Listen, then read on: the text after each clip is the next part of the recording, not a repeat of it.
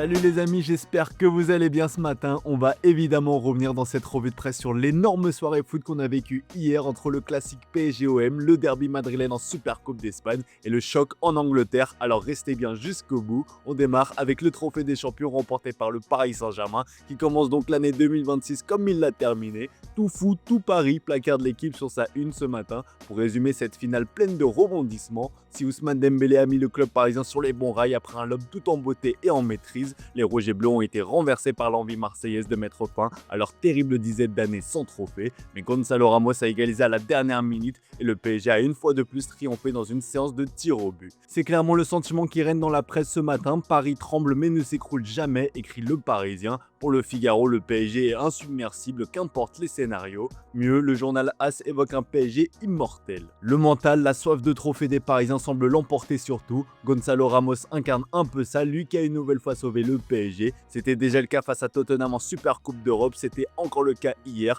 avec ce but à la dernière minute pour offrir la séance de tir au but aux Parisiens. Et ça fait désormais 5 sur 5 dans cet exercice pour les champions d'Europe. Après sa faune face à Flamengo, c'est Lucas Chevalier qui a brillé en repoussant les deux premières tentatives marseillaises. L'équipe rend hommage au bouclier français qui a peut-être réalisé son meilleur match depuis son arrivée. Il a été déterminant avec de nombreuses parades durant le match, même s'il n'a pas été totalement irréprochable, avec une sortie hésitante qui a amené le but de l'égalisation de Greenwood sur penalty. À l'Olympique de Marseille, que c'est dur, placarde avec tristesse la Provence. Le club phocéen a cru mettre fin à 14 ans de disette en renversant le PSG grâce à Greenwood et à un CSC de Pacho en toute fin de match. Le banc marseillais commençait même à célébrer, mais le karma a frappé aussitôt. Alors qu'Aubameyang a été proche de mettre le but du chaos, le PSG a contre-attaqué. Vitinha a envoyé une longue passe magistrale pour Barcola qui a parfaitement remisé de la tête pour Gonzalo Ramos. Foudrage, Medina a fondu en larmes après la séance de tir au but perdu et il n'était pas le seul. Le trophée échappe des mains à l'OM, regrette la Marseillaise. L'OM y a cru jusqu'au bout, mais les jeunes supporters marseillais devront patienter encore un peu avant de voir le club marseillais remporter un trophée. Après la rencontre, les Parisiens ont fortement chambré des Marseillais qui se voyaient déjà célébrer sur le Vieux-Port. Nuno Mendes a par exemple chambré Balerdi en répondant à son poste d'un « et c'est encore la prochaine fois ». Blessé, Safonov s'est demandé pourquoi c'est trop facile, alors que Marquinhos s'est montré très taquin après la fin du match au micro de Ligue 1+. C'était dur. Voilà, il faut valoriser aussi nos adversaires, ils ont cru jusqu'à la fin. Mais bon, c'est dommage, ils ont cru mais ils ont parié aussi. Place à l'Angleterre avec le choc au sommet entre Arsenal et Liverpool, une rencontre vue comme un potentiel passage de flambeau entre le champion sortant et le peut-être futur champion. Possible, on a bien dit, surtout avec les Gunners, d'autant qu'à l'arrivée, les hommes de Mikel Arteta ont fait un bon vieux match nul 0-0, un point sensible, écrit le Daily Mirror. Pas de passation de pouvoir entre les Reds et les Gunners, Arsenal rate l'occasion de prendre 8 points d'avance en tête du championnat et n'en compte finalement que 6 sur Manchester City.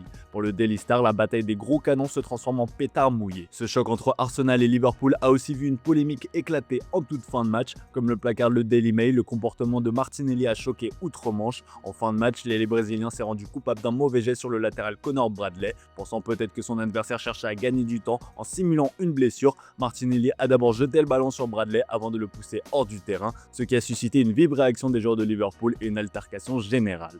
On ne peut pas le pousser hors du terrain, c'est inadmissible, il faut des excuses. Bradley est évacué sur civière. Franchement, je suis furieux contre Martinelli, c'est scandaleux, s'est emporté Gary Neville. Un geste réalisé sous le feu de l'action et l'intéressé s'en est excusé par la suite sur ses réseaux sociaux. Enfin, pour être complet, le Daily Star relaie deux rumeurs mercato qui concernent les deux équipes. On commence par Arsenal qui serait rentré dans la danse pour le très courtisé Marc Guéhi. Si Manchester City semble favori, les autres prétendants n'ont pas dit leur dernier mot. Le Bayern Munich, le Real Madrid et Liverpool sont aussi dans la course. A noter que les Gunners s'intéressaient déjà à Guéhi l'été dernier avant de décider de signer l'espoir espagnol Christian Mosquera de Valence. Enfin, de son côté, Photomatch révèle que Galatasaray prévoit un plan d'envergure pour recruter Virgil van Dijk. Le capitaine des Reds est sous contrat jusqu'en 2027 et le club samboulotte aurait récemment impressionné le néerlandais selon Fanatic qui a rencontré l'un de ses amis d'enfance, suffisant à faire les gros titres de la presse turque. Enfin, c'était dans l'air, c'est désormais officiel, Antoine Semenyo était désiré par tous les top clubs de Première Ligue et le Ghanéen a finalement choisi de rejoindre Manchester City. Le joueur de 26 ans a signé un contrat de 5 ans et demi.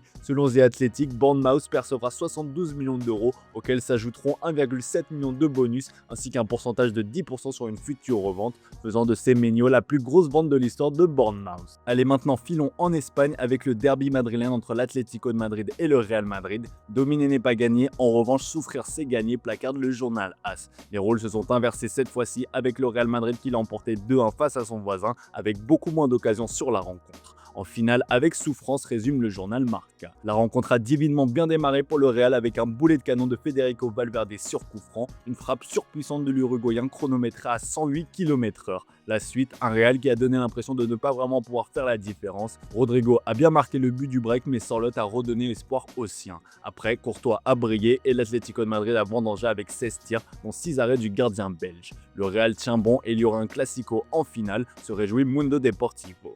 Face au Barça, Xabi Alonso a confirmé en conférence de presse que Kylian Mbappé va voyager en finale. Reste à savoir si ce sera pour jouer ou juste pour soutenir ses partenaires. Mais vu la prestation des Madrilènes, la présence du Français ne serait pas de trop. Enfin, ce choc a aussi et surtout été marqué par la grosse altercation entre Vinicius Junior et Diego Simeone comme le relais AS et Marca. Durant la rencontre, le coach de l'Atlético a tenté de faire sortir le Brésilien de son match en lui lâchant « Il va te virer, Florentino va te virer, retiens ce que je te dis ». Des propos qui font clairement la une en Espagne ce vendredi. Si en plus des supporters, Vini doit gérer les coachs adverses, ça va devenir impossible. En conférence d'après-match, Diego Simeone s'est défendu en disant ceci: « Ce qui se passe sur le terrain, ça s'arrête sur le terrain, rien à dire. Je respecte tous les joueurs du Real Madrid. » Vinicius Junior a de son côté aussi pris la parole, mais sur les réseaux sociaux. « Tu as encore perdu un autre match par KO, comme pour mieux répondre à son adversaire. » En Catalogne, on se projette sur cette finale de Supercoupe d'Espagne qui aura lieu dimanche. Il y aura bien un classico, s'enflamme le journal Sport ce matin. Pour le média espagnol, aucun doute, le FC Barcelone sera le grand favori. La presse catalane a été bien évidemment devant le derby madrilène hier. Un derby canapé, s'amuse le média. Le Barça a bien vu l'impuissance du Real sans Mbappé, ce qui est loin de faire peur aux coulés, qui sont sur une grosse série, rappelle Mundo Deportivo sur sa une. Dans les chiffres, le Barça a tout d'un rouleau compresseur. Les coulés marquent en moyenne 3 buts par match et la défense ne cesse de s'améliorer. Elle n'a encaissé aucun but lors de ses 5 dernières rencontres. Le Barça démontre une énorme force collective avec Rafinha, Fermin Lopez en pleine forme. Le nom du grand espoir suédois Ronny Bardi est aussi cité. Son match face à l'Athletic Bilbao a impressionné les observateurs et comme le relaie la presse, tout le monde est encore choqué par la qualité du joueur qui, on le rappelle, a été recruté pour seulement 2,5 millions d'euros. L'attaque du Barça tourne à plein régime avec des mecs comme Bardi et Lewandowski sur le banc, de quoi donner des motifs d'espoir au Blaugrana avant dimanche. Allez, on termine ce tour de la presse sportive en Italie avec Leao qui sauve le Milan, placard de la Gazzetta dello Sport.